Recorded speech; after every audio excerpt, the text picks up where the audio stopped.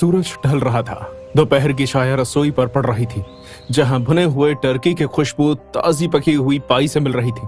मैं पॉट में रखी ग्रेवी को हिला रहा था। वहां खड़े हुए मैं अपने दिल की धड़कन को महसूस कर सकता था। ऐसा लग रहा था जैसे कुछ होने वाला है। मेरे लिए थैंक्सगिविंग हमेशा से परिवार के साथ वक्त बिताने का समय था, पर इस साल कुछ अलग था। हवा में एक अनकहा तनाव था और मैं अपने मॉम डैड के एक दूसरे को देखने के तरीके से बता सकता था। वो हिचकिचाकर मुस्कुरा रहे थे। मेरे अंदर चल रहे तूफान से बेखबर मेरे मॉम डैड इधर उधर कुछ न कुछ हलचल कर रहे थे। वो अपने नए जीवन, अपने रिटायरमेंट प्लान्स और मुझसे किस तरह आजादी पाई जाए इस बात से उत्साहित थे। और उनका ये उत्साह मेरे अंदर सुई चुभो रहा था। जोएल, क्या तुम टेबल लगा दोगे? मेरे मॉम ने डाइनिंग रूम से मुझे आवाज लगाई। मैंने सर हिलाकर हाँ कहा और टेबल पर चम्मच रखते हुए जबरदस्ती मुस्कुराने लगा। मेरे हाथ थोड़े से कांपे। मैं बहुत घबराया हुआ था और मुझे नहीं पता कि ऐसा क्यों था। शायद ये होने वाली घोषणा का बाहर था, जिसका उन्होंने संकेत तो दिया था पर पूरी तरह साफ साफ नहीं कहा। जैसे ही मैंने चांदी के बर्तन लगाए, मैंने उनकी बातचीत सुनी।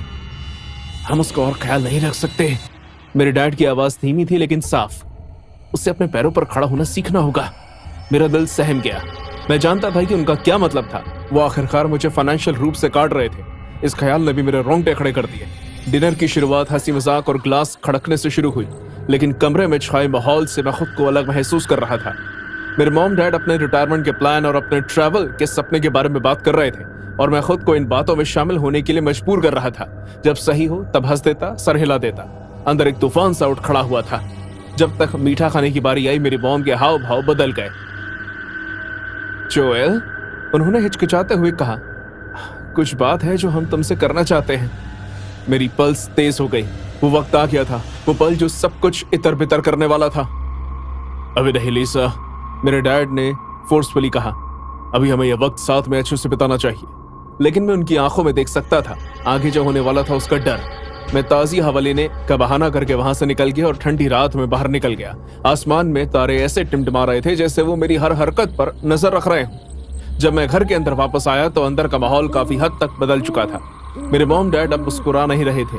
उनके चेहरे पर चिंता और किसी और चीज का मिश्रण का भाव था। निराशा, डर। इसने मुझे चिंता में डाल दिया कि ना जाने अब क्या होने वाला है। क्या वो मनहूस घड़ी का समय आ गया है जिसका मुझे बिल्कुल भी इंतजार नहीं था? जोएल, मेरी मॉम फिर से शुरू हो गई। उनकी आवाज थोड़ी कांप रही थी। हमने फैसला किया है कि लेकिन इससे पहले कि वो कुछ कह पाती, मेरे अंदर कुछ टूट गया।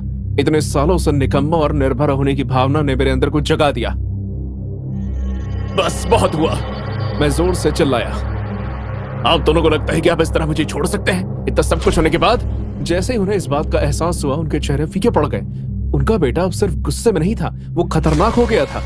रात के खाने के बाद जब वो सफाई कर रहे थे तो मैं अपने कमरे में चला गया। जैसे ही मैंने बुक ऑफ प्री मेडिटेशन निकाली, दीवारों पर परछाइयां नाचती हुई दिखाई देने लगी।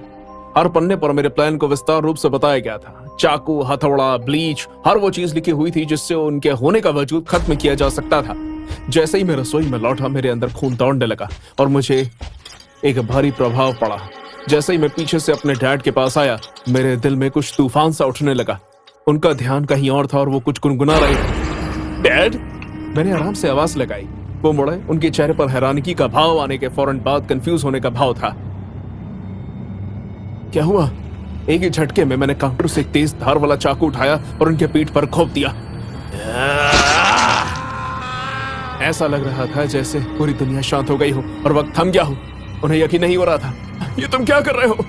वो जख्म के दर्द से टेढ़े हो गए। उनकी आंखों में सदमे का भाव था। मैंने चाकू उठाया और फिर से वार किया। 40 बार।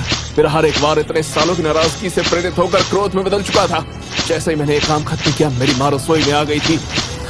उनकी चीख टूटे शीशे की तरह हवा में गूंज गई। जोएल, नहीं! लेकिन इसने मेरे पागलपन को और बढ़ा दिया। मेरे चारों ओर की दुनिया फीकी पड़ गई। अब जो कुछ भी मायने रखता था वो था उनका हमेशा के लिए चुप हो जाना। वो मुझसे जमकर लड़ी। अपने पति के लिए उनके प्यार ने उन्हें मेरे डैड और खुद को बचाने की हर कोशिश करने पर मजबूर कर दिया। मैं आपे से बाहर हो गया क्योंकि उस खुशहाल घर में मातम फैल गया था। उनके शरीर कपड़े की गुड़िया की तरह फर्श पर पड़े थे। उनमें कोई जान नहीं थी। इस वक्त पर आकर मुझे एहसास हुआ कि मैंने ठंडे पानी की लहर की तरह काम किया था। मैंने उनके शरीर को बाथरूम तक खींचा जहां मैंने सब कुछ तैयार करके रखा था। प्लास्टिक की थैलियां जिसमें केमिकल था जो किसी जंगली जानवर की तरह उनके शरीर को खाने के लिए तैयार था। जब मैंने उनके शरीर के टुकड़े टुकड़े किए तो मेरे अंदर चैन की सांस जैसी लहर दौड़ पड़ी। मुझे आजाद महसूस हो रहा था। मैंने उनके शरीर को केमिकल में सड़ने के लिए छोड़ दिया था और फिर जो मैंने किया था उसके डर से बचने के लिए मैं अपने कमरे में चला गया। अब घर अलग लग रहा था, अब वो सिर्फ मेरा था। मैंने खिड़की से झांक कर बाहर देखा। लोगों के उठने का वक्त हो गया था। मेरे चेहरे पर ये सोचते हुए मुस्कान आ गई कि इस घर में जो कुछ भी हुआ था उसके बारे में कभी किसी को नहीं पता चलेगा, ना आज और ना ही आगे। कई दिन बीत गए और किसी को भी उनके गुमशुदा होने का एहसास नहीं हुआ। चिंता, डर और अपराधी होने का एहसास मुझे अंदर से खाए जा रहा था। मेरे मॉम के साथ काम कर रहे लोगों के द्वारा जब उनकी एब्सेंस की सूचना पुलिस तक पहुंची तो वो जांच करने के लिए घर आए और मेरे अंदर घबराहट फैल गई। उन्हें सब कुछ मिला। स्टोव पर रखा हुआ बोलता हुआ पॉट जिसमें मेरी मॉम का सर का बचा हुआ हिस्सा था, एसिड में घुल रहे उनके शरीर के बाकी अंग, मेरे थ्रू बनाए गए प्लान के डिटेल नोट्स जो मैंने इस अपराध के बाद खुशी से फाड़कर फर्श पर फेंक दिए थे।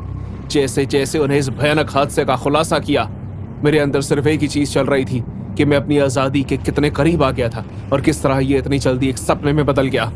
थैंक्सगिविंग अब कभी भी मेरे लिए खुशनुमा छुट्टी के दिन की तरह नहीं रहेगी। अब वो हमेशा के लिए खून में अंकित हो गई थी। ये याद दिलाता है कि जब प्यार गुस्से में बदल जाए तो क्या होता है। तो दोस्तों, कैसा लगा आपको ये वीडियो? अगर ये वीडियो पसंद आया है तो प्लीज चैनल को सब्सक्राइब करके बेल नोटिफिकेशन दबा के ऑल पर कर लें और वीडियो को लाइक करना ना भूलें और कमेंट में बताएं कि कैसी लगी आपको ये कहानी।